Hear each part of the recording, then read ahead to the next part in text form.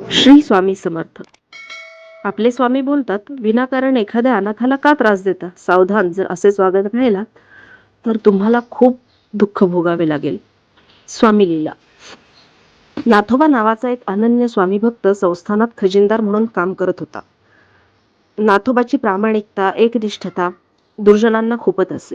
एकदा त्यांनी खजिन्यातून 2,000 रुपये गहाळ केले आणि नाथोबाने चोरले अशी तक्रार राजाकडे केली. खरोखरच पैशाची लूट दिसताच नाथोबाला आरोपी घोषित केले गेले. नाथोबाला खूप दुःख झाले. रडून रडून त्याचे डोळे सुजले.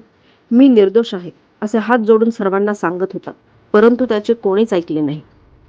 आता त्याने स्वामीरायाचा धावा सुरू केला. दुसरे दिवशी गुरुवारी राजेसाहेब आणि दादोबा स्वामींच्या दर्शनासाठी आले असता स्वामी अतिशय क्रोधाने बोलले, काय रे, तुम्हाला खजिना मोजता तरी येतो का? विनाकारण एखाद्या अनाथाला का त्रास देता? सावधान, जर असेच वागत राहिलात तर तुम्हाला खूप दुःख भोगावे लागेल. दोघेही खूपच घाबरले. त्यांच्या शरीराला घामच फुटला आणि गयावया करत स्वामींची माफी मागितली. माघारी येऊन पुन्हा खजिना मोजला आणि चमत्कार झाला. त्या खजिन्यामध्ये 1 रुपयाची सुद्धा लूट नव्हती. त्यास पश्चाताप झाला. त्यांनी नाथोबाची माफी मागितली व त्यास सोडून दिले. नाथोबास मनोमन समजून आले की ही सर्व स्वामींचीच लीला आहे.